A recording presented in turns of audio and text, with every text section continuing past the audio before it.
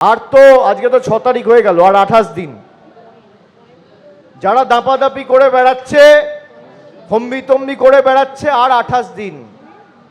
আপনি দেখুন, এখানে মুর্শিদাবাদ জেলাকে অশান্ত করার চেষ্টা করেছিল ধর্মের নামে। জঙ্গিপুরের দিকটা, রঘুনাথগঞ্জের দিকটা চেষ্টা করেছিল, পারেনি। আমি মুর্শিদাবাদ জেলার সবাইকে হাত জোর করে বলবো, এদের প্ররোচনায় পা দেবেন না। দাঁতে দাঁত চিপে কষ্ট হলেও সহ্য করুন আর 28টা দিন। আজকে 6 তারিখ, রেজাল্ট বেরোবে 4 তারিখ, 20 দিন পরে ভোট, 28 দিন পরে ফল ঘোষণা। তো ফল ঘোষণা অবধি দাঁতে দাঁত চিপে কষ্ট হলেও আপনারা অপেক্ষা করুন। ফল বেরোনোর পর সুদে আসলে জবাব দেবো, আমি কথা দিয়ে যাচ্ছি, সুদে আসলে জবাব দেবো। আপনারা শুনলেন, অভিষেক বন্দ্যোপাধ্যায় বলছেন যে মুর্শিদাবাদকে অশান্ত করার চেষ্টা করা হচ্ছে, কোনো প্ররোচনায় পা দেবেন না, 28টা দিন সহ্য করুন, ফল বেরোনোর পর সুদে আসলে জবাব দেব।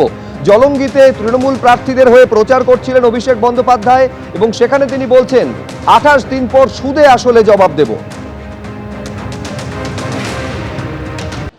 অভিষেক বাবুর মনে হয় না এই ব্যাপারে খুব একটা সুখকর অভিজ্ঞতা হবে।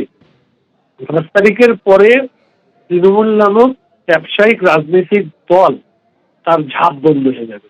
অভিষেক বাবুর নেতারা তো এরা তো শুধু রাজনীতিকে ব্যবসায় পরিণত করেছে, ফলে সুদে আসলে শব্দটাই ওনার মাথায় প্রথমে এসছে। আমরা অভিষেক বাবুকে বলবো 4 তারিখের পর কোথায় মুখ লুকোবেন সেটা আগে ঠিক করে রাখুন।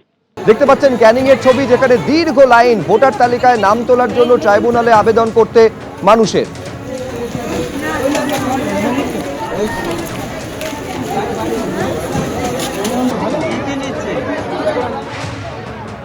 আমাদের ডিলিট হয়েছে। তাই কি ডিলিট হয়েছে? Voter delete. আর সব দিয়েছি। কি জন্য ডিলিট হলো জানেন?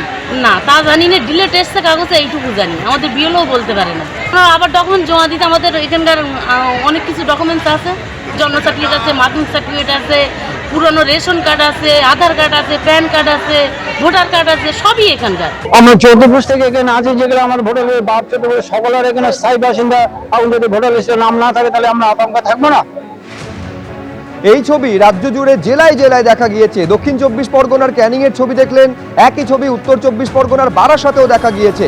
সকাল থেকেই দীর্ঘ লাইন লক্ষ্য করা যাচ্ছে ট্রাইব্যুনালে আবেদনের জন্য।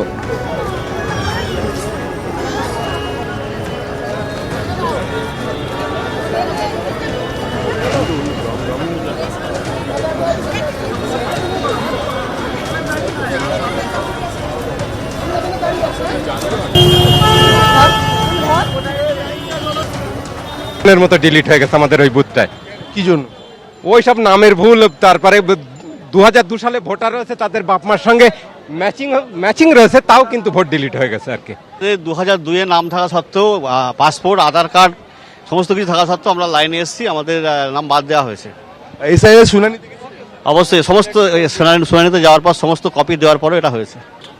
মানে আমার নানির নাম 2002 লিস্টে থাকার পরও ফাইনাল লিস্টে গিয়ে অ্যাডজুডিকেশন দিয়েছে। ড্রাফট লিস্টে নাম এসছে, আপনার যেটা ডিলেট লিস্টে নাম দিয়েছে, আন্ডার জুডিকেশন ছিল, তারপরে ডিলেট হয়ে গিয়েছে সমস্ত ডকুমেন্ট দেওয়ার পরও। এবিপি আনন্দ, এগিয়ে থাকে, এগিয়ে রাখে।